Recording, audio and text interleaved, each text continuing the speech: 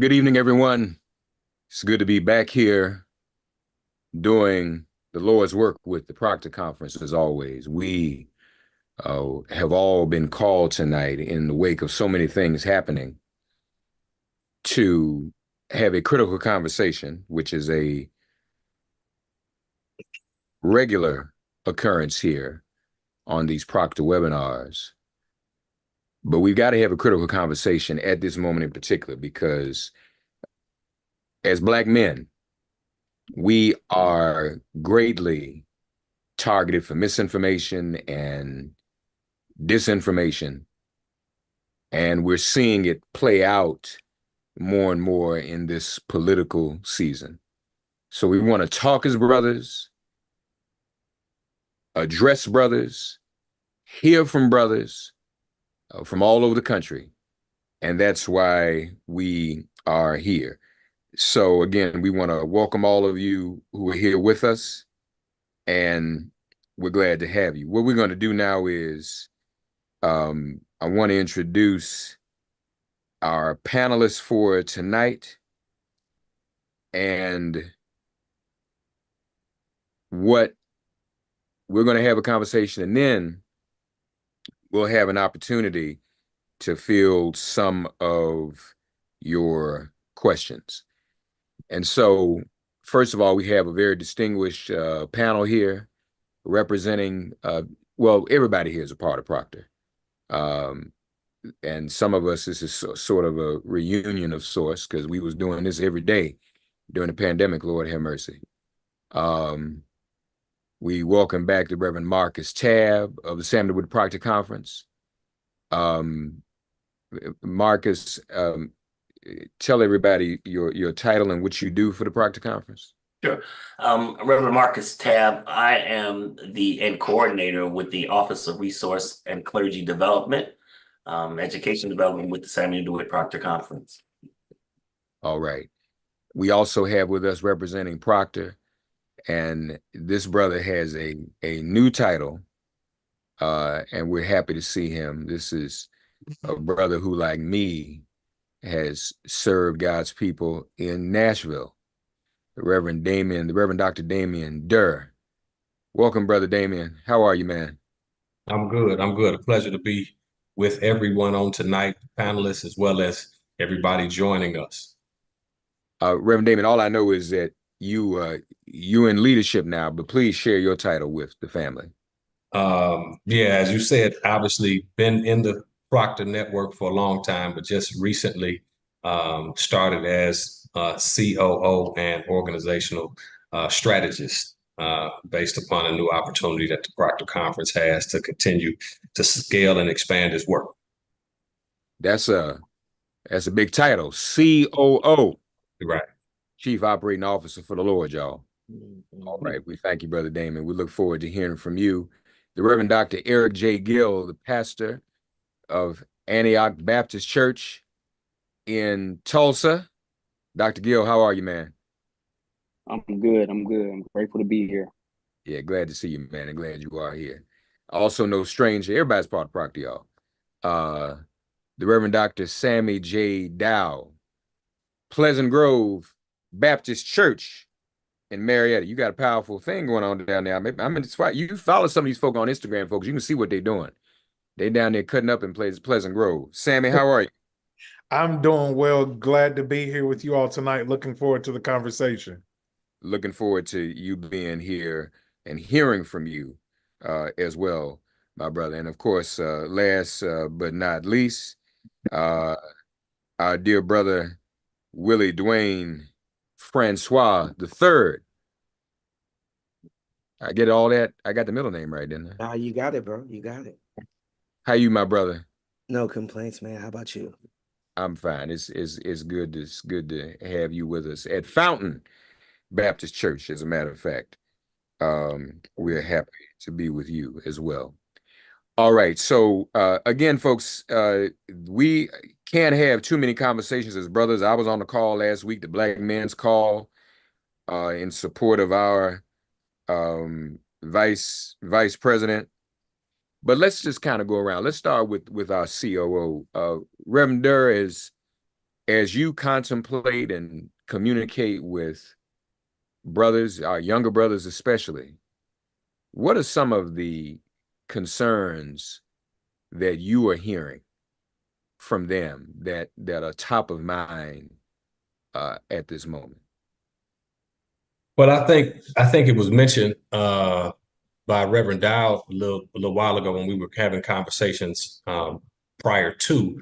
Some of the dialogue has been the economy, and I think obviously Reverend Dow brought up some good points just in terms of certain brothers who I know are entrepreneurs may have made statements, right? We've been back and forth in terms of seeing more of what they said, seeing more revenue under Trump's administration, having some mistrust or distrust for the Democratic Party because some of the history, obviously, of the Democratic Party. So certain brothers have mentioned in one regard what they said they saw in terms of economic opportunities, more resources in terms of what they said in terms of their receipts. And then other brothers who expressed their own distrust for what they believe to still be neoliberalism within the Democratic Party, and still the hierarchy that exists within the Democratic Party. So by way of concerns per se, it's been more about, at least here in Dallas, I've just heard more conversation as it pertains to what will the economy look like? What has the economy looked like under Biden, even though there's been benefits that have obviously taken place under Biden's administration, but I just think that there's not enough proliferation, at least of the gains and the impact on Black folks specifically from the Biden and Harris campaign. In terms of Roland did a great piece, obviously highlighting what they had not talked about in terms of support for HBCUs, in terms of paying off student loan debt. So it just seems as though some of what has been done that's been significant for not just economics, but just significant in terms of targeted initiatives for Black folks just had not been talked about enough. And so that's just some of what I've been hearing per se in Dallas. Reverend Francois, do you agree with that assessment? Is it, because a lot of brothers thinking, a lot of people thinking that Trump's been saying that, and that's why some people believe it. Did Black men, did we do better economically under Trump? I think you're muted, brother. Yeah, I don't think that that was my experience, and nor would I say that that's the experience for how a lot of Black men that I've engaged have narrated what is going on. I'm sensing that there is a type of democratic grief that folk are trying to make their way through, trying to process, attempting to understand. And the reality is the Democratic Party has failed and abandoned Black folk. True. And there is some sense, of, at least what I'm hearing, is people are trying to reconcile how to continue to invest in one wing of our political structure that has this history of abandonment, this history of failed promises, and this history of in some cases, when you think about mass incarceration, it in a lot of ways was exaggerated by Democratic policies and states that were run by Democratic leaders. I think one way that we talk about it is, well, maybe I did better under Trump because I got a few stimulus checks. But I think that is a case people can make because of the ongoing failures of how we interpret the Democratic Party as a type of failed ally in the work of Black liberation and Black freedom. So for me, how I've been interpreting this is democratic grief, and we have to help people make their way through the processes of political grief the same way we push people through the processes of any other type of grief, and to honor the fact that what they're feeling about the lack of accountability with the party that their mother, their grandmother, maybe even great grandmother have supported. These are real feelings, but how do we come together and talk about this as a community? And what we often don't do, we often don't give people room to express their political dissent, particularly in faith spaces.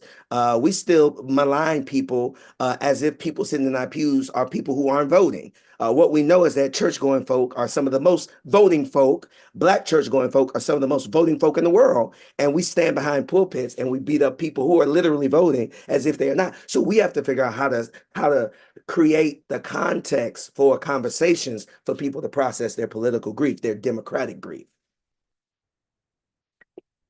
Brother Gil, what are some of the, we talked about economics, what are your conversations like with brothers, especially younger brothers, in terms of their concern? And so I think it's, let me throw this out there too.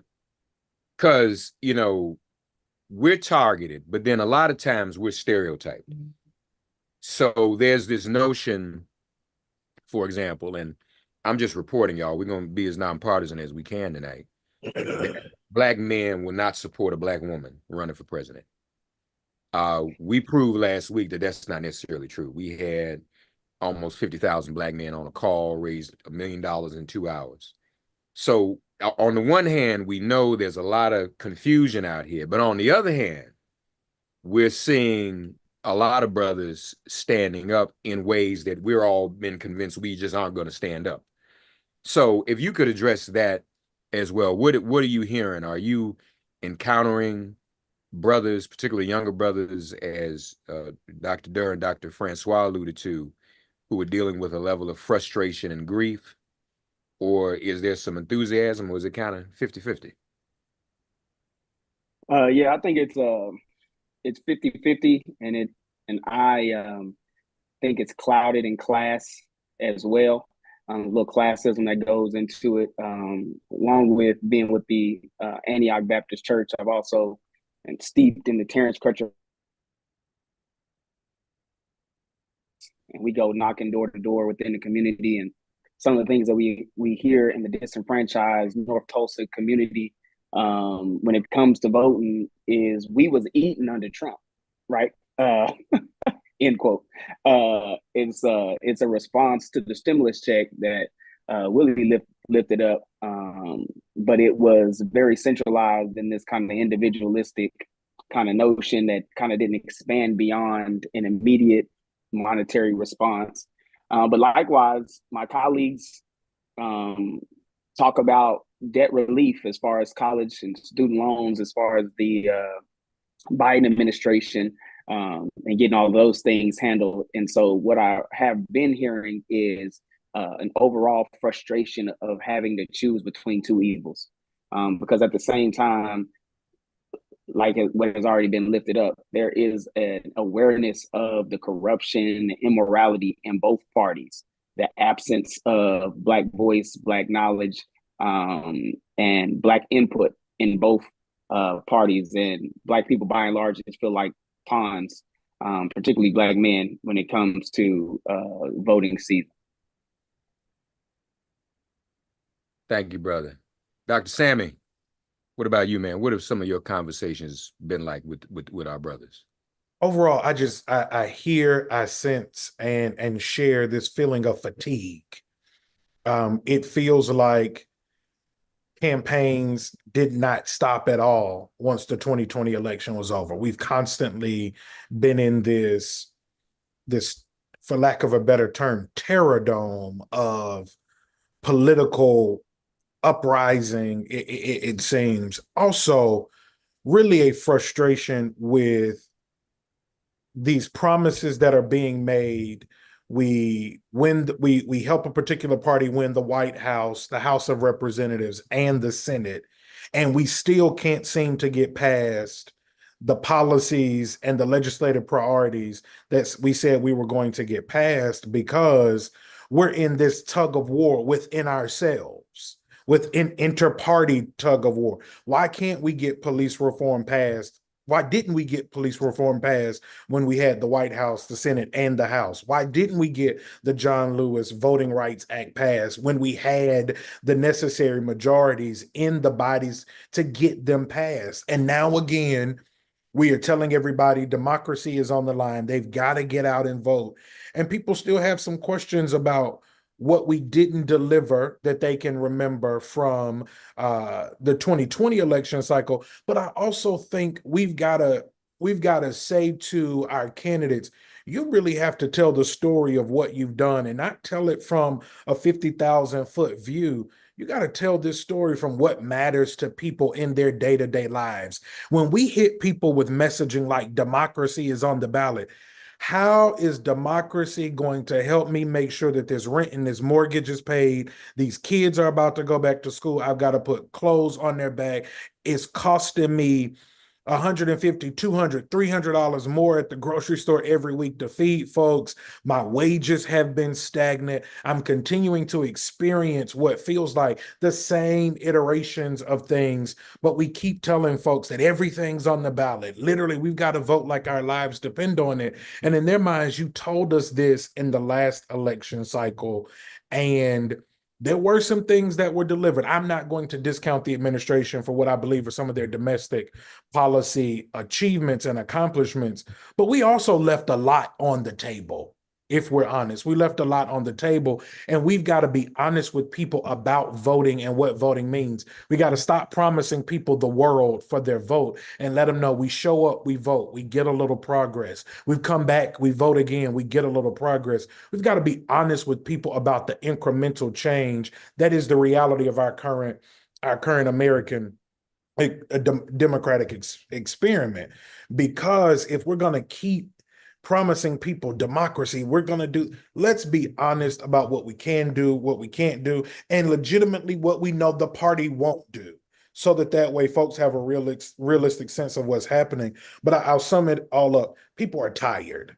I hear more often among men, really everyone, I just rather them let us vote tomorrow so we can get all of this done. And that really becomes the sentiment that I hear, is people are just tired of being inundated with this television ads, cable news networks. Now text messages are flying from campaigns, from nonprofits. It's becoming overwhelming for people. We know it's necessary, but it is becoming a bit overwhelming for people. Good point. Good point. Back to you, Damien. What's your response to what Sammy's saying? Because some people are fatigued and overwhelmed. And he's right. Everybody's been saying democracy is on the line now. So what's your response to that, Damien Durr, when people are saying, especially brothers, we tired of this, and y'all always say democracy is on the line. Is it really? Is it more on the line this year than it was 4 years ago? What do you think? Well, I think in light of what we all know in terms of what Project 2025 represents, it is clearly at a different threshold than previous before. And then with the Supreme Court decision, right? And obviously part of why they wanted Trump was right for those Supreme Court justices, and what that could then mean to create the immunity that obviously that's what he wants, right? And we talking about kind of a fascist regime.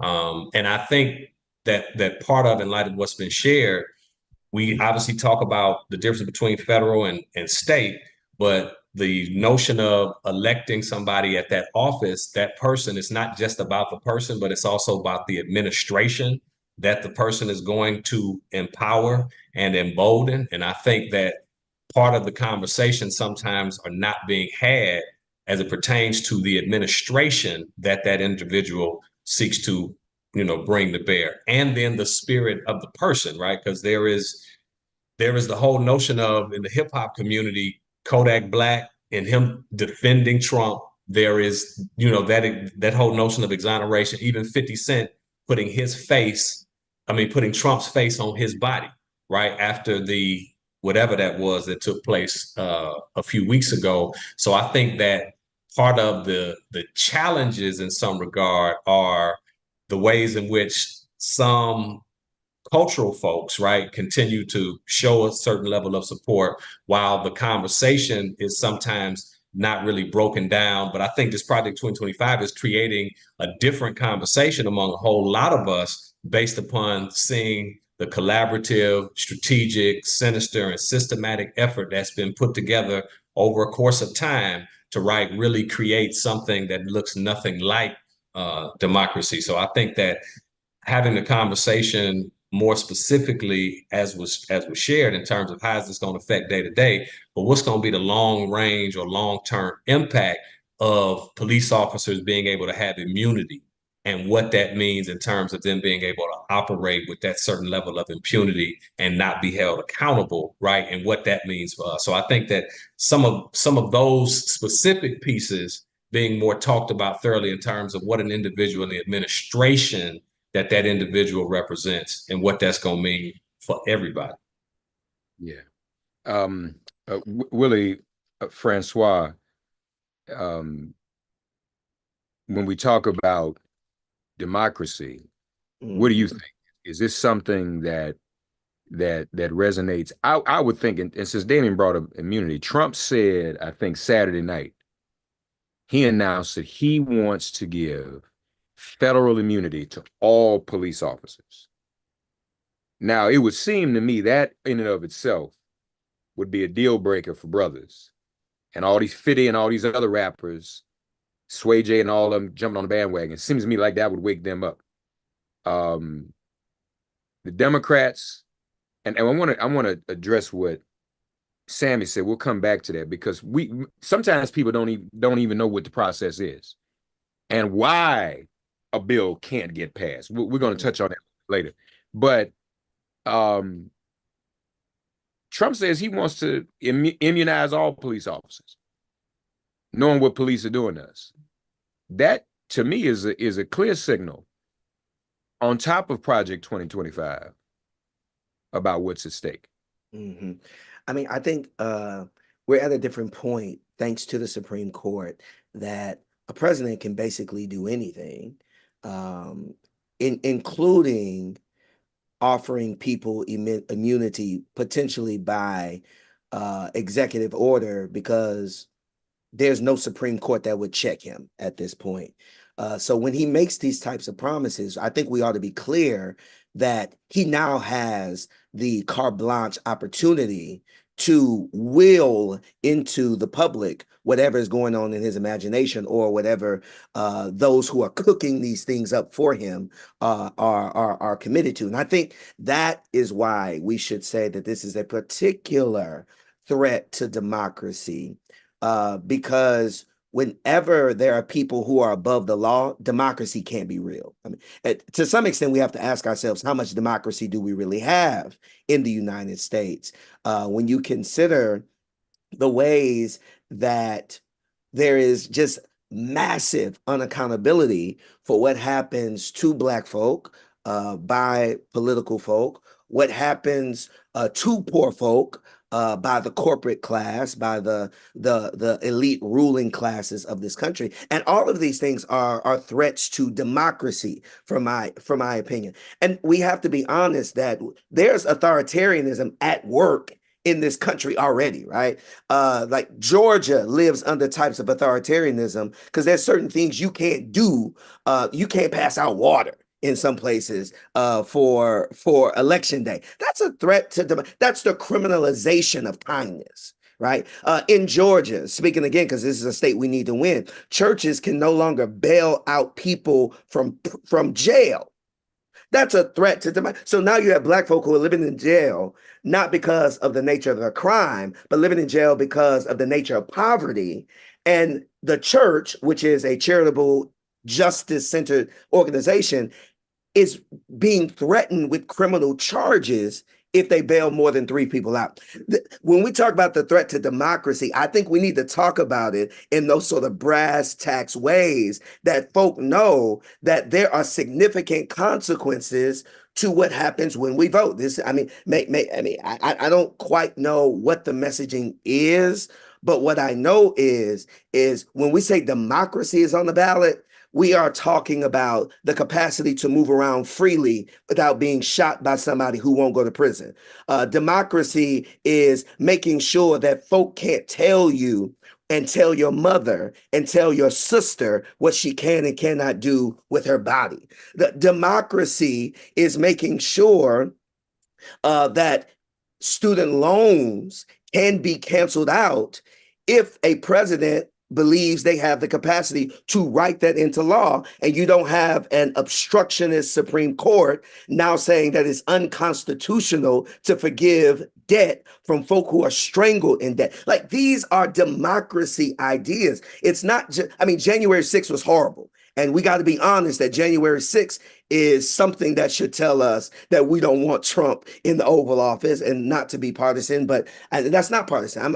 I'm committed to the Democratic project, and somebody who has violently has spilled blood in the name of hoarding power cannot be the leader of a democracy, right? And if cops can be killed in order to preserve power, just imagine what they'll do to Black bodies in order to preserve power. Democracy is literally about life and death. And to Dr. Dow's point, that's the case we got to make for Vice President Harris from our vantage, from our seats. That's the point the surrogates have to get out there and make if the candidates can't make that point themselves, because this really is a very unique threat to democracy, which is a very unique threat to Black flourishing and Black life. Amen, brother. Well said. Brother Gill, Willie Dwayne Francois talked about January 6th. Damian Durst talked about the court. If nothing else, people should probably understand, which they didn't understand 8 years ago, particularly white women voters, that a president appoints Supreme Court members, and they can do whatever they want to do and make a president immune. Trump is saying we all supposed to be with him because he's been in the criminal justice system, has been tried and convicted. And we can relate to that because all of us as Black men are always tried and convicted. Sure. What's your response to that, Brother Gill, considering that we actually get convicted and do our time? Trump ain't gonna have to do no time. Yeah, so to Willie's point, we talked about in our previous, kind of panel A, when we talked about like the frustration in individuals, that everybody sees the contradiction that so-called democracy in America is holding. There's 48 states right now where if you have a felony, you can't vote. But there is somebody who has been convicted of 39 counts who's running for president of the United States of America.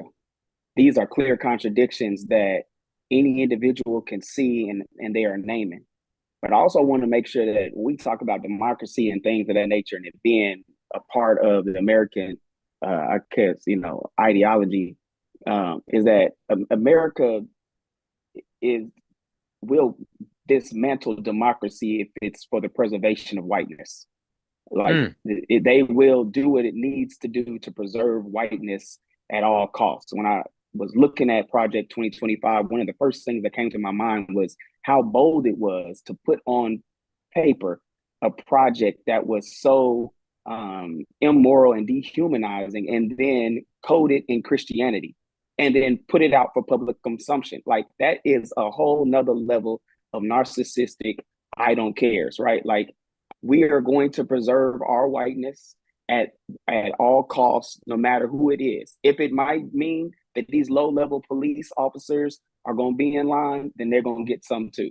But at the end of the day, we are going to preserve whiteness, even if it means dismantling something that has been constitutional to the very founding of this country, so that we might be able to keep whiteness at the top of this position. Amen. Amen. Sammy, the people you talk to, I want to come back to you on this and something you raised about folks not understanding why certain bills don't get passed. I've learned, so I'm probably, don't tell anybody, I'm probably the oldest person here. No, Marcus is. But when we were in school, we got a little bit of political science and civics. And so I wonder if people even understand how difficult it is to get something passed, why we need to vote to have more senators versus the two people like Kirsten Sinema and Joe Manchin who used the filibuster to block the John Lewis Act and the George Floyd Justice and Policing Act. I mean, at the end of the day, if folk want to get something done, they got to vote people in that'll do it. Sammy? Not only do we have to vote people in that will do it, we have to handcuff the stupidity of those who have been voted into office using the umbrella of a particular party to make it appear that they are in favor of these things, but their actions would suggest the absolute opposite. I'm going to try my very hardest tonight, because I know I have some of my members watching, not to cuss, but there is a particular place that I want Kirsten Sinema and Joe Manchin to go. And because they literally have been more obstructionist in the two of them than an entire party has been, right? We expect that from a certain side of the aisle. But when you say that you are in favor of things, but you won't pass police reform, you won't pass voting rights for marginalized communities of colors, and your argument is because I don't want to dismantle institutional principles and practices that have existed for decades, because I still believe in bipartisanship. Why do you still believe in bipartisanship when the folks you are attempting to work with have proven and shown they care nothing about working across the aisle? They care nothing. Their only goal is to amass power so that they can continue to stomp on the heads and the necks of those who do not look at them. There is a demographic of folk in our country that I will not name specifically who have decided and proven that nothing is off the table when it comes to amassing power and wealth. They will take out whoever they need to take out. They will dismantle whatever they need to dismantle. They will impoverish and disenfranchise whoever they need to impoverish. They will sacrifice their wives, mothers, and children for the sake of amassing power, influence, and wealth. But yet we still have these perfection litmus tests that we want to put people through in order to allow them to serve and to affect policy. So the reason things don't happen is because we play too nice, and politics is not a game where nicety and kind gestures work. When you have the power, when you have control, you have to get done what needs to be done for the folk who sent you there to do it. If not, you play nice, you lose ground, you lose the ability to do it. And then you want to spend the next 2 years crying about why you now need Black folks to show up again, save the party, quote unquote, save democracy, give you majority again, so that you could then go through this cycle of playing nice again. I also wanted to discuss this whole notion of one of the candidates being a convicted felon. Y'all, we got Black men in jail for weed. We literally have Black men in jail for weed. We have a nominated candidate of a political party who has 34 felony convictions, and we got brothers with 1 felony conviction in jail for possession of weed, y'all. I mean, this is literally nonsense. And then to Dr. Gill's point of then cloaking this piece of Project 2025, tying it to Christianity, that's because it matches the Jesus they have created in their own image.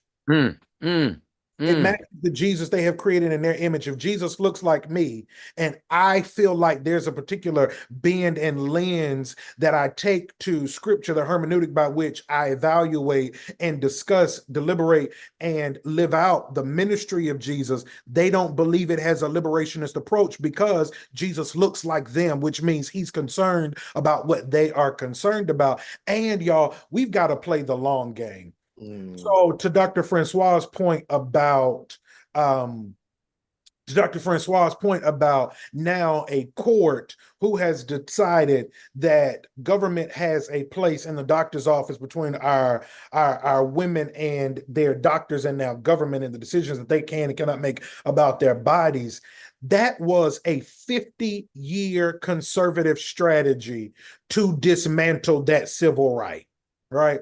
They didn't care about the little mile markers along the way. They had a 50-year strategy to reshape the court, and that was the primary goal of reshaping that court, to eliminate that civil right? It's a book, Pipeline to Power, that my pastor recommended to me that I've read, where we've got to begin to understand, and it's something I was sharing in our pre-stream conversation. We really have to go schoolhouse rock on this thing and begin to help people understand how federal policy works, and to understand that even once policies are passed, their impact, their effects are not immediate. Because we live in this culture of immediacy, we feel that as soon as something is passed, it begins to take effect. No, it takes years for federal policy to move through the bureaucracy and begin to have a direct impact on our lives. So there is, for Black folks, unfortunately, the necessary gaze upon the right now. I have needs that need to be met right now. But for those of us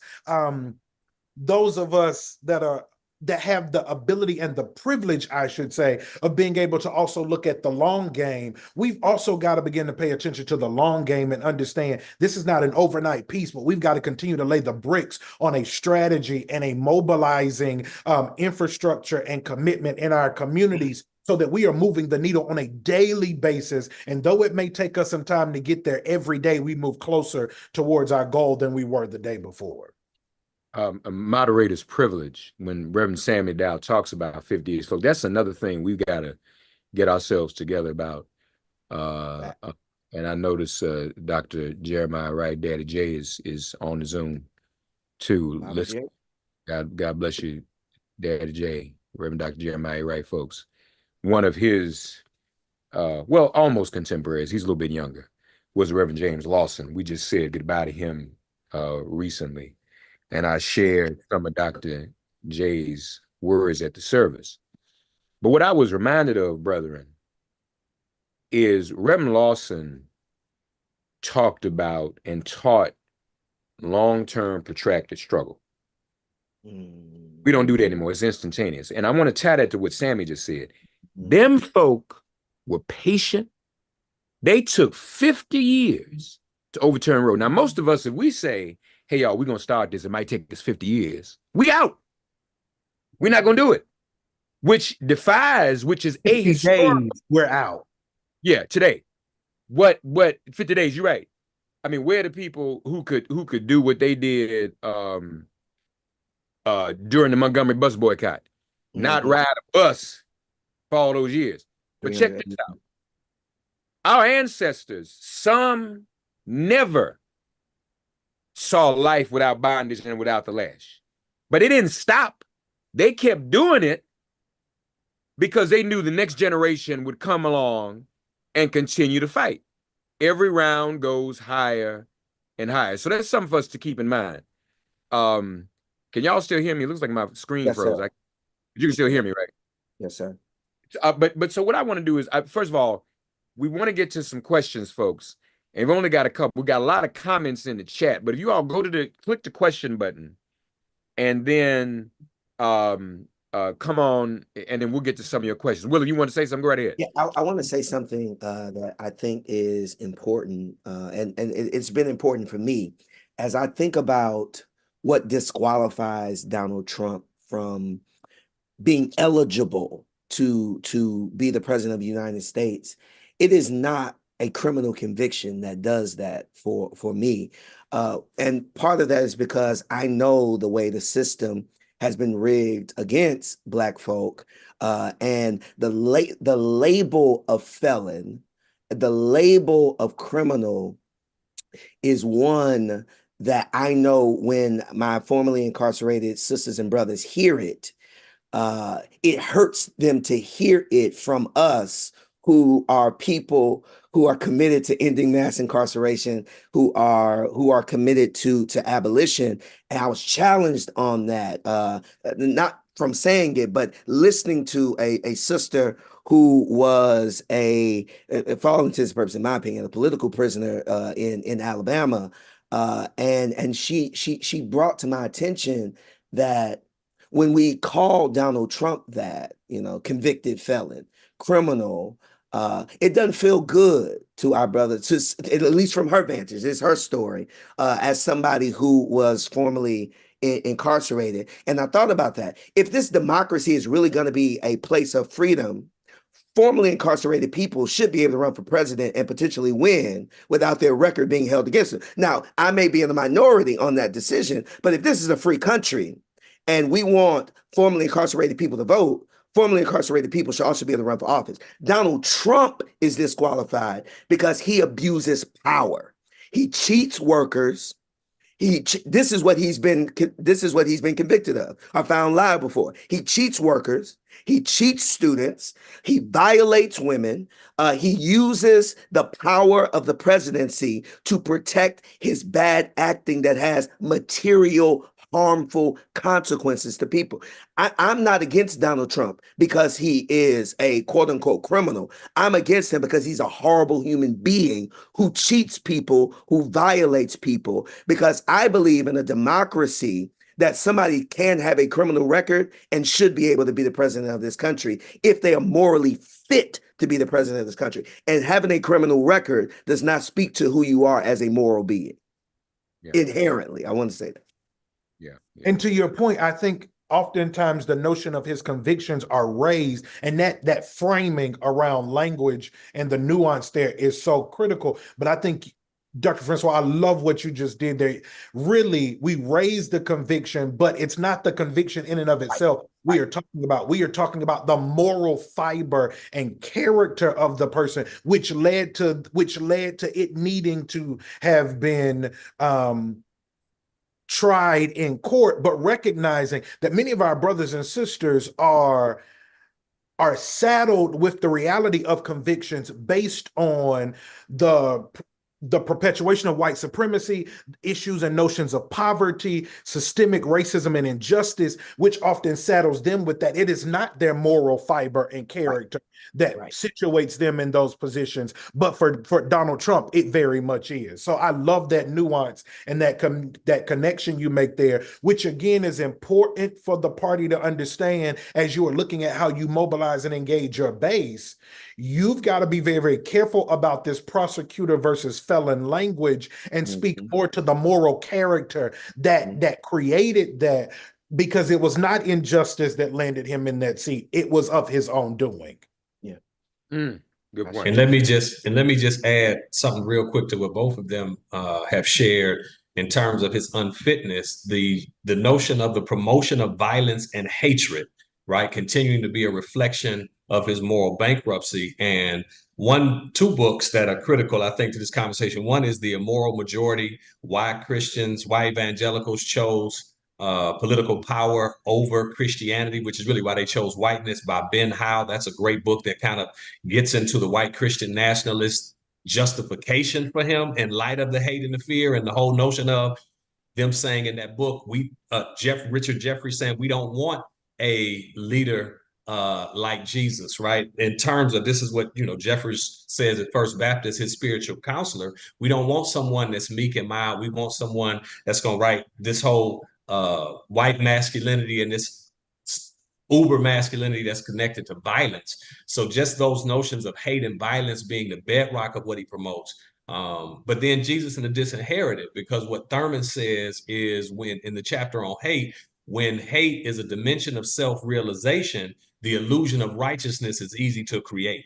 And the notion of what they've been able to defend, what they keep defending and justifying, which continues to reflect an anti-Christ disposition along with the moral bankruptcy, that becomes also another reason, in my opinion, to what Dr. Dowd and Dr. Francois said, the moral bankruptcy, because after the attempt, quote unquote, on his life, he gets up, right, with the whole attitude of promoting more violence, right? A violent act supposedly just happened, and his first immediate response is to promote more violence. So just what we've seen in terms of permitless carry and open carry, which has all been a part of the agenda, to what foreground violence. When the head of the Heritage Foundation said it will be a bloodless revolution only if the left, right, if the left wanted to be, it can be, but if not, right? So just all of that continues to go antithetical, right, to just the notion of what it means for humanity to flourish. But for those of us who make a claim on the holy healer from the hood in terms of Christ, it's antithetical to everything that Jesus represented. Amen. The holy healer from the hood, y'all. Marcus Tab, you got some questions for us, man. You want to read out loud? I sure do. One of the first ones is, how do we incorporate these valuable tenets into our church ministry, especially preaching and partnership? Anybody want to take that on first? How do we incorporate these valuable tenets into our church's ministry, especially preaching and partnership? So I'll tackle the partnership piece of it. I'm a strong advocate of outward facing ministry and collaboration, community collaboration. One of the things that I have been a part of, and one of the things I've seen done, is actually the church hiring community organizers to be on their staff to help not only have a pulse of the things that are going on in their community, but also have some leg in the game whenever crises arise. I am a director of theological field education at Phillips Theological Seminary, and I just took some students to Ferguson 10 years after the uprising. And one of the things that was lifted up during our immersion course there from some of the activists was that they were detached from the church and were frustrated that the church showed up in the moment of crisis when the church had not been there at any point of time leading up to it. And so I think the church should be intentional in building communal relationships. So if it's not having community organizers who are a part of it, having a ministry that's dedicated to community engagement and the like. But there are a whole lot of, in many of your cities,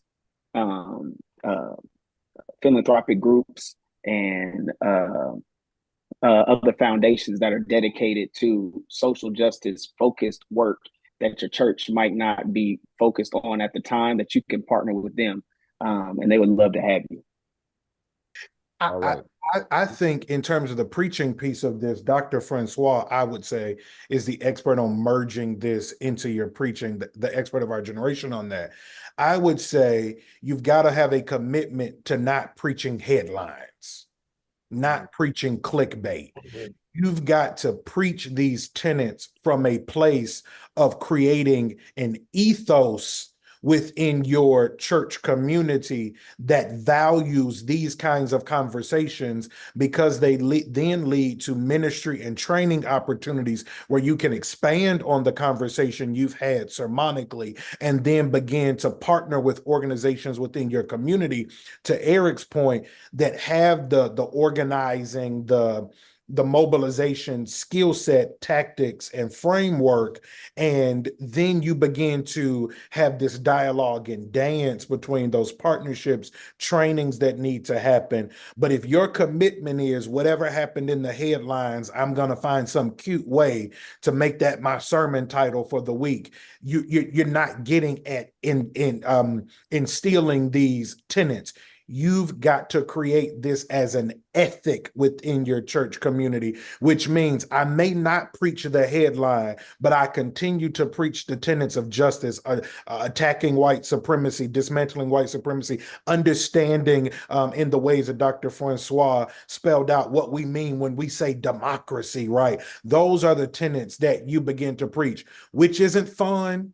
It's not always sexy. It's not always going to pack your pews. It's not going to help you go viral because you're telling everybody how to get a boo or a bae, but it does help you create an ethic that will be valuable over the long term. I would also say that we can bake them into our Sunday schools, our Bible studies, and make those places where they can have conversations.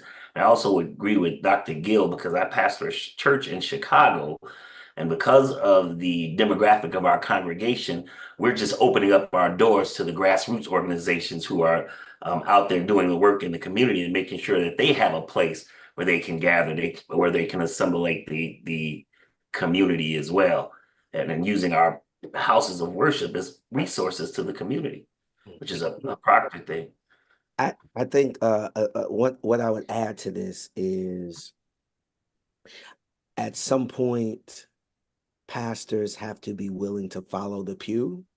Mhm. And sometimes the pew has a higher IQ on social justice and the mood of the community uh, than we often give the pew credit for. When the uprisings that happened in Ferguson, we had all these questions about, well, where's the church? Where's the church? Where's the church? Where's the church? I think you all remember that. It was exhausting to hear. And we were raising those questions because we were saying, where's the pastor? Where's the preacher? Where's the clergy? Without realizing that many of the sisters that were out there were parts of churches. Many of the young leaders that were out there were connected to churches in some way. And so I think it's going to require us as clergy leaders sometimes to be willing to decenter our own leadership and trust that the pew may have a vision for what can make America live up to what it says it is on paper. And it doesn't have to be a clergy-led effort for it to be a church-based, church-saturated initiative. Now, y'all up here kind of convicting some folks on this call. I talking about clickbait and listen to the pew. So when some of the folk who get convicted by this, I want to let y'all know I didn't say none of that. I'm just a moderator for all y'all who do them kind of preaching. So you can blame Sam and Willie on for that. No, those are strong points. There was an old saying, if the people lead, the leaders will follow. You know, to your point about what's going on in the pew. If the people lead, the leaders will follow. And of course, our churches, our faith institutions ought to be many microcosms or satellite offices of an organized movement. James Loss, I'm sorry, y'all. I went to the man's funeral. I regret that he's not in the vernacular anymore like he once was. Protracted, strict, not these one-offs. Sure. We do a march. We march, and then we don't do nothing else, right? You know, long-term protracted struggle. Okay, Marcus Tab, you got another question for us? Sure do, Mark. How do we systematically and formally educate the masses of Black men in America? How do we help Black men to understand the value of their vote in this election and every election? And if I can just add to that question, in multiple generations, the old, as we say in Chicago, the old heads, as well as as my Mama Iva puts it, the microwave generation. Anybody want to take it on, Damon? Well, I think in some regard, I think looking at the historical arc, right? This moment that we find ourselves in, if we look at what happened after Reconstruction, if we look at what happened in the 60s in terms of when King is writing Chaos or Community, the white backlash, I think there's ways in which to always talk about that we are also in this moment, not because of mediocrity, not because of apathy, and not because people have been scared and silent. Right? There's a continuum of, I think, those who have engaged in moral dissent, who have created, who have written movies. Just leaving Montgomery again a few weeks ago, when I think about what Brian Stevenson has been, if Brian Stevenson doesn't do anything else with his life, right? What that human being has dedicated his life to prior to the Legacy Museum, prior to the National Memorial for Peace and Justice, now prior to the Freedom Monument Sculpture Park, just what he did with the Equal Justice Initiative and getting brothers off death row in the state of Alabama, which could have gotten him killed. And then the move from that to then being able to erect these monuments and these sites, which represent a certain level of truth-telling, liberation, and connecting us to history, and in my opinion, connecting us to hope. So I think part of what the conversation is critical to one, help us see this as a constant thing that has happened over time when progress has been made. Two, it is looking at this current moment in response to Confederate flags coming down, schools being renamed, monuments, right, getting taken down, birth of a nation being made, right? There's been a lot of things that we are not talking about in terms of Black men. We're not talking about the Clippers standing up to Donald Sterling and getting him out of there. We're not talking about Mizzou taking a stand, right? These are just talking about what brothers have done in terms over the last couple of years in terms of challenging empire and getting some results. So there are some of these narratives that I don't think we are leaning into any further based on what's obviously going on in the present moment, but not realizing that the present moment is also in response to progress and a full frontal attack on the lie. Because if the National Memorial, I mean, just even the African American History Museum, so all of this stuff that has happened in the last decade or so has also, I think, reflected the fact that Black folks, right, women in terms of Bree Newsom, Tamika Mallory, as well as Brittany Packnett Cunningham, what those sisters have done, but then also looking at what some brothers have done, like Nate Parker with Birth of a Nation, other things like Brian Stevenson. It's been a lot of progress, and it's been a lot of ultimately challenging white supremacy that has also led us to this moment that I think we need to lean into and share a little bit more in our conversation with each other. Amen. Amen. Well said. Well said. Marcus, you have another question for us? Yeah, I've got one more. I've got a few more, but let's take this one. When we speak about the economy, why do we ignore that we are only 1 or 2 generations removed from de facto and de jure segregation under the legal segregation that prompted the civil rights movement? If Project 2025 removes all civil rights protections outlined in the Civil Rights Act of 1964, do people understand what that means in terms of workplace discrimination, contract distribution, and our ability to generate wealth in general? I think that's a 2-part question. So let me ask the first part again, Mark, and if I can come back to the second one after. Well, we don't even need to spend no time on that because Amber Rose said Project 2025, Trump's not really going to do. That's what Amber Rose said. We're supposed to listen to that, but go ahead. So the first question again is, when we speak about the economy, why do we ignore that we are only 1 or 2 generations removed from de facto and de jure segregation under the legal segregation that prompted the civil rights movement? Why do we ignore that fact? That's an interesting question. Anybody want to take that on? Because if people talking about the economy and jobs and money, right, I hear you, but I don't know that we ignore it. I don't know that we. Yeah, that's what I was going to say. I think that reality is ever present for us. I think that's why the push around a Black economic agenda is so important. And Eric, I definitely want you to hit on that, given the fact that you live in Tulsa. I think we push for that Black economic agenda because we know that generationally we are still catching up as it relates to the economy. And we also know that the economic indicators that are used to discuss the state status and station of the economy do not speak to and for Black folks, right? So when we are looking at economic indicators of such as the stock market to determine how well the economy is or is not doing, most Black folk ain't on it, right? So that it doesn't even become an indicator for us, again, because of the generational wealth challenges and systemic barriers that have existed. So I don't think we ignore it. I think, again, I would reframe that questioning rather than why do we ignore it. We need to make sure that we are incorporating that kind of language and messaging in how we discuss the economy and the state of Black people within the economy.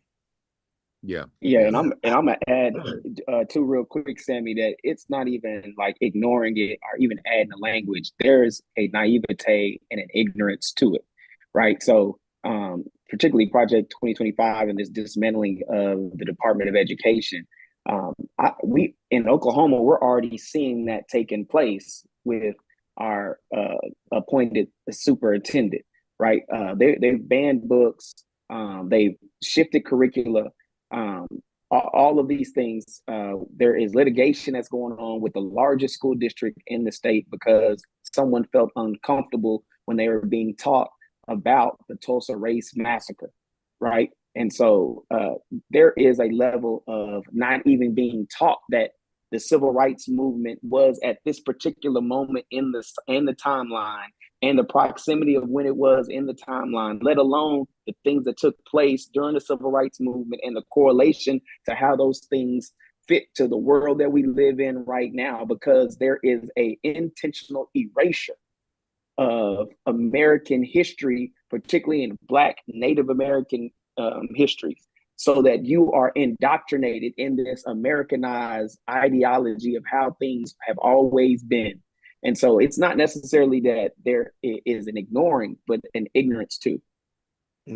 Yeah, just to validate the question, I don't know that I have a good answer, but I want to validate the question, right?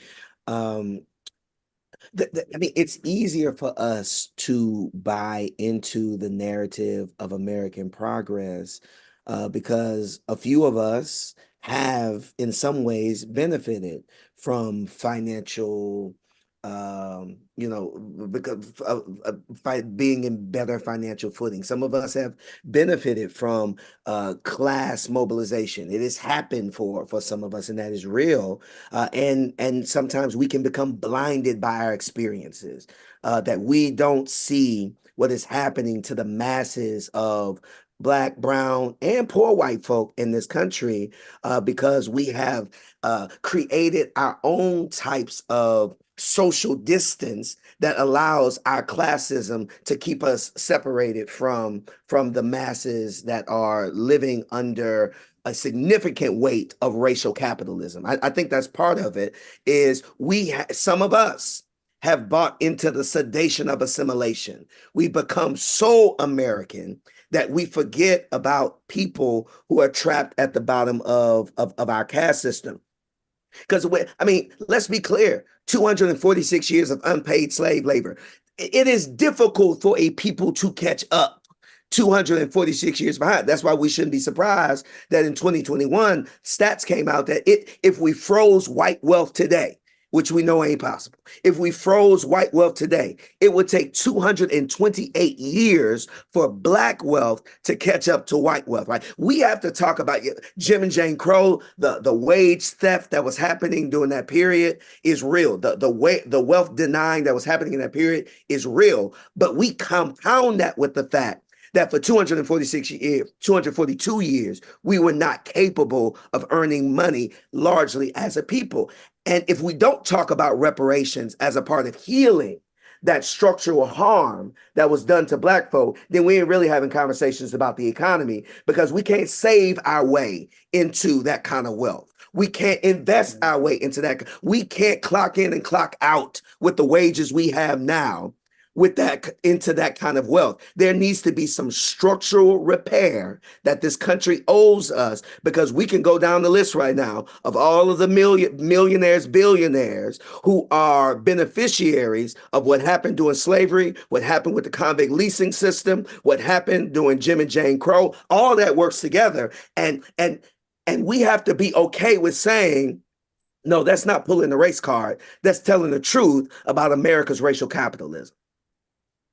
Yeah, very well said. And to be clear, Project 2025 is a danger to organized labor. Trump wants to end the ability to have unions. And folks, we got to do our homework on the relationship between union organizing and civil rights and Black folk having a shot at getting into the middle class. Like the questioner said, and like Willie Dwayne Francois just alluded to, and all the brothers were articulate on this, we were not allowed to go and gain wealth or make money or participate in the idea of home and land ownership. The land we had was taken from us, and then we couldn't buy homes, right? So, and we're just, as brother said, we're just 2 generations. And see, when you do the generational math, some of the folk who were alive under that segregated system are still alive. So the generation that experienced that still exists today. So we got to keep that in mind. Project 2025 is existential. Sammy said earlier, well, what's different? People say we always say democracy. Well, the reason I think we always have to say it because the threat, unfortunately, gets worse. When Trump first ran, threat to democracy. 2020, threat to democracy. Now it's 2024. He's even more buck wild. And so and that's since we didn't have January 6th in 2016. We didn't have January 6th before the 2020 election. We didn't have somebody saying that that they want to give immunity to police while we're talking about qualified immunity. But hold it, I'm gonna stop. Marcus, there was another part of that question. Was there a part 2? Or did we do that already? Yeah, I think Dr. Francois answered it. I'll answer it again, but I'm pretty sure I think Dr. Francois answered it. And then I have one other Well, question. it's cool. We can move on. Hold on. I got a question. Reverend Wright has sent a question. Okay. Yeah, Reverend Wright, because I think this is important. What are our plans for working with the Muslim community on these issues, as well as believers of other religious traditions? That's from Reverend Dr. Jeremiah Wright. So, anybody want to take that on? Do we have a plan? Well, let's do this. Let's talk about this. Now, when my first day at Howard Divinity School, the dean was Clarence Newsom at the time, Bree's father. He called me in his office. He said he wanted to ask me a question. And he asked me, he said, Mark, why is it that in the prisons, more Black men are drawn to Islam than Christianity? And we had a whole conversation about that. So I think Reverend Wright's question is relevant.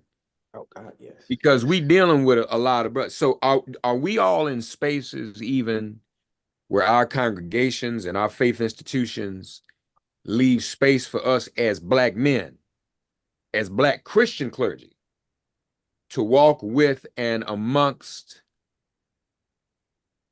our Muslim sisters and brothers, or our other sisters and brothers of other faiths, be they Muslim or Buddhist or Rasta or whatever? Fred, let me just ask that question first. Do we have the space, you know? Well, I'm saying we, I'm speaking universal we, but I'm asking all of you here. Is that something you've thought about? Is that something you have space to do? Is that something, to your point, Willie Dwayne Francois, the pews would embrace? Mm-hmm. Let me say this. I don't know how I can be committed to anti-racism without also understanding how what undergirds racism is also what is undergirding Islamophobia and real anti-Semitism, not the anti-Semitism that they try to guilt us on. That's more about feelings being hurt than anything else, but real anti-Semitism. The fact that there are literally Jewish women and men who are vulnerable to death in the world. That's real. I get that that's real, but I also get that the West knows how to play with things like anti-Semitism. That's not real. So I want to say that. But I don't know if I can be committed to anti-racism and liberation if I'm not also thinking about those linkages and connections for a shared vision of flourishing and a shared vision of liberation that includes my Muslim brothers and sisters and my Jewish brothers and sisters. And for me, that's an outgrowth of this radical love ethic that shapes and guides how I understand what it means to be a follower of that Palestinian carpenter who was killed by his own government, right?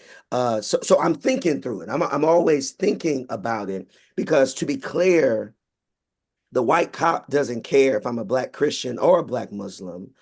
Something in his paranoia has convinced that I'm a danger because I'm Black, right? And so we have to be able to have those conversations that are not limited to shared experiences, because solidarity is not about shared experiences. Solidarity is about shared vision for justice, shared vision for liberation, shared vision for hope. And anybody who can say love and liberation are part of their religion, we can do work with. We must do work with. And from a practical partnership standpoint, not approaching those relationships looking to identify and pinpoint what are, quote unquote, the differences among us, but really recognizing, to Dr. Francois' point, what are the common threads and themes that run across us, that unite us, because we know that far exceeds what we could attempt to identify that divides us. Amen. Amen. And coupled with that, how as Black church folks particularly, who have always been, I heard Cornel West say this, nobody is better at counterterrorism than Black grandmas and Black church folk, right? We've always been the victims of American terrorism, and somehow we have been able to hold our humanity intact and then demand that the system live up to the idea of humanity that we live with. But I also want to say that as a part of what we have to do is how to celebrate difference. Because that's really a part of the logic of whiteness. It is to demonize difference, right? This again, me drawing from Dr. Jeremiah Wright's brilliant career. Difference is not deficient in any particular way. And how can we, as Black faith folk, learn how to have an appreciation for what makes Islam Islam, an appreciation for what makes Buddhism Buddhism, without needing to live within it as our own tradition, but not demonize it because it's not our tradition. I think that's a big part of the work. And to believe that we have a monopoly on all truth is probably one of the greatest inhibitors to appreciating the difference that other folks show up with as people of faith. Yeah. Marcus, is there another question? Yes, there is, and the question is this: can you brothers tell us if you see the powerful hand of God moving over our people, Black people, right now? More importantly, over these last few years. Anybody want to take that on?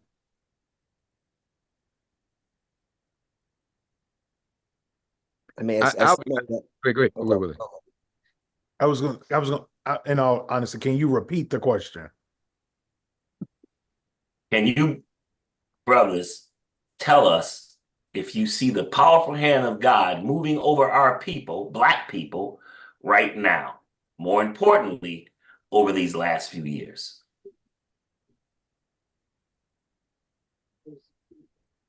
I don't believe we could do what we do if we didn't believe that, if we didn't feel that, if we didn't see that. I see God's hand gracing and sustaining us in ways we can't even explain, especially when you look at what it means to be Black in America, would be my response to that. I mean, as somebody that believes in the omnipresence of God, significantly committed to the concept of omnipresence of God, I don't even have a conception of God's absence.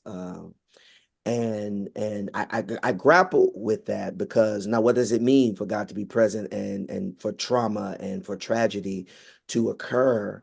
And I kind of measure my own assumptions about that by remembering that there's a particular trust that God has for us to work and engage in the world. And so, I mean, God's hand in the world is us acknowledging that we're the fingers to that hand, and our next move may define how somebody else understands what God is up to. And that's a deep responsibility, but it is the power of what it means to honor the divinity of being human, is that God trusts us to be fingers on God's hand. I know the anthropomorphic language it breaks down, every metaphor breaks down at some point. So I honor that too. But yeah, how is God trusting us to be the fingers on that hand to make sure that the kingdom of God is real, and that justice is not about meting out punishment, but justice is about creating sufficiencies for all folk. Yeah, I would consider, if I can jump in on that, we think about, the what came out of the March on Washington, what came out of the March on the Edmund Pettus Bridge, the history of civil rights emanating out of the Black church. And so we can look in our history and see the hand of God moving with us, but are we gathering or doing what God tells us? Are we looking at our history and seeing that the effects of what was done in our history out of our churches? Is there a space for replication today? Are we in a Sankofa moment during this time that we are dealing with Project 2025? Yeah. Reverend Keith Caldwell just texted me, "Remark, will you mention the Black church and the prophetic tradition as a liberating, unifying narrative for Black folks?" Anybody want to expound on that? Well, I'll just say, obviously, Keith is another American Baptist College grad. So knowing that soil, right, just being on that soil, we had an opportunity to meet the freedom fighters who worked for justice: Diane Nash, John Lewis, C.T. Vivian, Bernard Lafayette, and others. And that institution, as many HBCUs or other schools across the country, right, incubated us, at least, right, in that prophetic tradition under the leadership of Dr. Forrest Harris, with a bottom-up hermeneutic, and the nature of what that means to preach life, to preach hope, to preach justice, against the backdrop, right, of hate, of fear, anxiety. And I think having the opportunity to connect, that's why I believe too, though, connecting to sites and sources where that spirit of prophetic ministry or just prophetic witness, some of it is not even preaching per se, some of it is, I think, just the prophetic witness, right, of those who dare to engage in moral dissent, of those who refuse to become like those who traffic in hate and traffic in fear. So I think that the prophetic witness of the Black church and the Black preaching tradition, obviously Dr. Wright being one of many, but one who uniquely stood out, who engaged in the matrimony of head, heart, and hand, right, to offer that counter narrative over and against the prevailing one that the empire wants to make us believe is the only one. So if we've been impacted by that and consistently transformed by that, I think that still serves as where hope comes from. And I think Luther, the book that I think has continued to kind of foreground that prophetic witness, Luther Smith's new book, Hope is Here, Spiritual Practices for Nurturing Justice and Beloved Community, continue to kind of foreground, right, what that prophetic witness has meant, as he's talking about it, not from an ideological or philosophical perspective, but people who are living, right, that, who are embodying hope a particular kind of way. So I think that's why we still gather on Sunday. That's why we still gather on Wednesdays, physically and virtually, right, is to continuously be replenished and refueled by that tradition that has continued to remind us that we have been divine alchemists. Can anyone also speak to this social media phenomenon and these celebrities and these influencers who have undue sway over a lot of our brothers nowadays? Can anybody speak to that and just the dangers in that? We go from the question about the prophetic tradition, what we know we've always been a part of and has worked for us, and it's now social media posts have taken over our lives. Can anybody address that, or who would like to address that?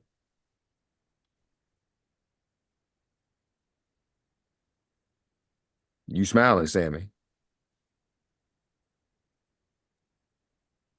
Well, I mean, I'm gonna try to get it a little bit. I think there is a disconnect, clearly between prophetic and prophets, and I think that when I say prophets, I'm talking about a monetary gain, and I think that everybody has a price, and we'd be naive to think that the individualism that is a part of American capitalism has not seeped into the African American psyche. And if anybody has an opportunity to have individual gain at the expense of everybody else, they will jump on it. So I guess that's my little 2 cents to the question. Yeah, if brothers, the ones who are watching, obviously not the ones here, but we got to be very, very careful. I read a report. I have to figure out a way to share this. That did a study on disinformation targeting Black men, and there are a number of things that we are targeted for every day to cause confusion. Won't probably have time to get into this tonight. But what I do want to share with you all are some numbers, and we started this. Some of us believe that we did better under Donald Trump than we're doing right now. The unemployment rate for African Americans under Trump was 6.65%.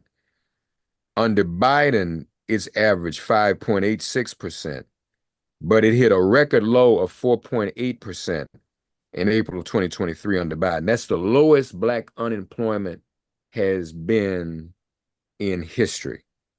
All right. The labor force participation. These are just facts, y'all.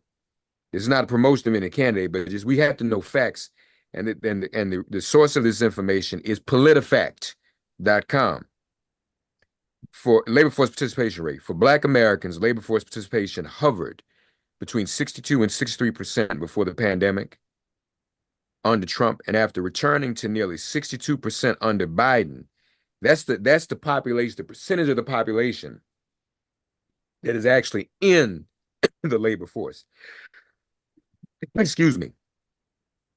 After returning to nearly 62% under Biden in January 2022, it has continued to rise. In September of 2023, the Black labor force participation rate was 63.7% and has never fallen below 62.9. In February of 2022, Black labor force participation caught up with white labor force participation. And that rarely happens. I'm fixing my camera. I hope y'all can still hear me. White labor force participation, we caught up with it. Actually, we may not believe this. White labor force, today, the African-American labor force participation rate is 0.7 percentage points higher than the white labor force participation rate for Black people. Our labor force participation rate is 0.7 of a percentage point higher, y'all, than white folks. So, a lot of these notions that we doing so much worse. Okay, wage growth. Wage growth has been healthy for Black Americans and more so under Biden than under Trump. After adjusting for inflation, weekly earnings for full-time Black workers under Trump averaged $280.80. It's y'all's money y'all talking about. Despite higher inflation, take-home pay for Black workers starting in 2022's first quarter has averaged $299.90, a level almost 7% higher under Biden. All right? Black poverty rate, lower under Biden. The lowest annual rate under Trump was in 2019, 18.8% poverty. Under Biden, it fell to 17.1% in 2022. The 2022 survey, federal survey, found that 11%, this is Black business, 11% of Black households held equity in a business, far higher than the previous record of 6.6 in 2016 and the 4.8% recorded in 2019. 11% of Black households held equity in a business. That has gone up after Trump. Black workers who were self-employed increased by 50% from 2019 to 2023. As Trump was leaving, the number went up. These are just facts, you all. Lastly, home ownership. Black home ownership, 42.2% under Trump, 45.5% under Biden. Health insurance. The gap in uninsurance between Black and white Americans is narrowed under Biden. The gap was 3.8 percentage points, the underinsured versus white. It is now 3.4 percentage points under Biden. So those are just some facts. I think we got to get ready to wrap up. Was there another question? I think, hold on. I got a text from the leadership. We Black men talking, but the women are telling us what to do. There were that's okay. It's okay. It's like we can be led by the pews. A real man ain't afraid to be led by a woman. Facts. A real, and it's not a threat that the Black woman gonna be the president, because she probably gonna be the president. That's not an endorsement. That's just the way things are going. And we ought to defend our sisters. The most disrespected, unprotected, and neglected women in America. Last Mark, question. What are our marching orders, given all we've talked about this evening? Marching orders, y'all. Who wants to take that on? Damien, why don't you take that on? And then Damien's going to make his pitch for us to be supportive. Join an organization. Be a part of this one. Proctor. Give to Proctor. Damien, you want to take that on and close us up? Well, I think much has been said. I think part of the marching orders are continue to spread right truth, continue to grab from sources where you see the kind of engagement. Obviously, just with those who have shared on tonight. But as you said, join an organization. And I see somebody putting over in the chat in terms of people maybe not reading. So how do you kind of reach folks who don't read? I think social media can be helpful in some regards, right? In terms of Instagram posts, because there's a lot of truth on some of these platforms too, right? It's not just AI bots, it's not just targeted misinformation. There are plenty of things, at least that I see oftentimes, right, that are sometimes taking a ton of truth and reducing it to that teaspoon enough to kind of get at people. So I think use sources that we do have available in terms of social media to also share, right, truth and encourage folks as much as you can. I think obviously there are those who are on here who are pastoring, so obviously using the space of the church, but then the spaces where we inhabit, right? What are the conversations? How are we sharing information with each other? Because I think part of this is, do we share enough information that is to the contrary over and against everything else that we're constantly being inundated with in terms of algorithms, as well as Instagram and other technology sources, right, that are coming at us. So I think so much of it is, how do we just inform each other and then encourage folks to vote and help register folks to vote if necessary, and then use our relationships and partnerships to make sure that folks are not just voting in the federal, but also understanding local. And I think being in conversation with folks who are in local government, right, to also be engaged with folks in community based upon spaces that we may have leadership in or access to. So I want to extend my sincere gratitude and appreciation for you, Reverend Mark, Reverend Marcus, Dr. Francois, Dr. Dow, Dr. Gill. Thank you all so much for sharing your insight, your wisdom with us on tonight. And for those of you who joined us on tonight, we greatly appreciate you taking time out of your Monday for this, the third of our critical conversations. And of course, many of you are aware of the work that Proctor has been engaged in for over 2 decades. Many of us have benefited from obviously conversations like these, and the multitudinal ways in which Proctor has sought to maintain moral authority and a moral witness in this world. And so we ask, of course, that you continue to sow seed into Proctor Conference so that we can continue to stand on the wall. And of course, there are multiple ways to give. You can, of course, go to the website, and then, of course, there is our Cash App as well as Givelify. And we greatly appreciate those who have been giving over the course of these last 2 conversations. And of course, we ask that if you can, sow a seed so that we can continue to do the work of liberation and justice for such a time as this. So again, Reverend Mark, thank you again. I'll turn it back over to you. But again, thank you all so much for joining us on tonight. And we hope something was said and shared that was hopeful and helpful during the time in which we had with you. Amen, folks. And please support Proctor. Folks, get involved in your faith institution. That's an organization. There are other organizations in our community. We will not defeat police violence like what just happened to our sister, Sonia Massey. I rebuke you in the name of Jesus. We will not win these battles unless we're organized. And organizing is on a local level. So everybody's focused on the White House. But when you vote locally, it affects your school board, and it stops Moms for Liberty from messing with your school. When you vote locally, it affects your boards of elections, and that determines how long polling places are open. When you vote locally and at the state, it determines redistricting and the congressional districts that you have and the other districts and the local districts. When you vote locally, it affects who the city councils are and the mayors are that oversee the police. We will not tweet or Instagram these troubles away. We must be organized. And so seek out an organization. Seek to be disciplined in an organization. A lot of us got individual opinions and individual egos, but we must be in an organization that we can't hold other folks accountable for democracy and complain about democracy if we don't participate in democracy in our own village. That is working in a collective, in the spirit of Ujima, in a cooperative, in the spirit of Ujamaa. We must be together. As Sammy said earlier, MAGA been working for 50 years. They together. We got to get back together to win this struggle for our people. Amen. Talk to other brothers. Have conversations on your own. Don't wait for us to just do it on Zoom.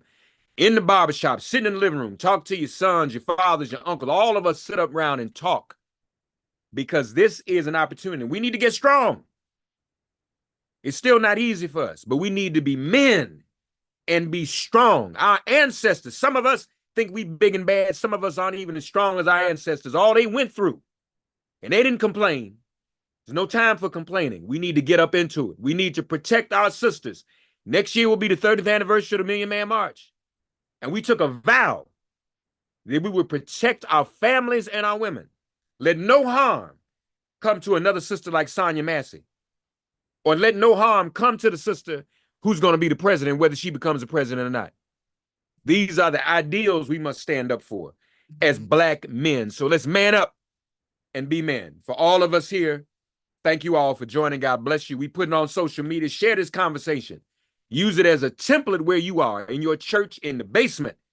Y'all have service on Sunday. Go downstairs in the basement. Black men, we have an all call.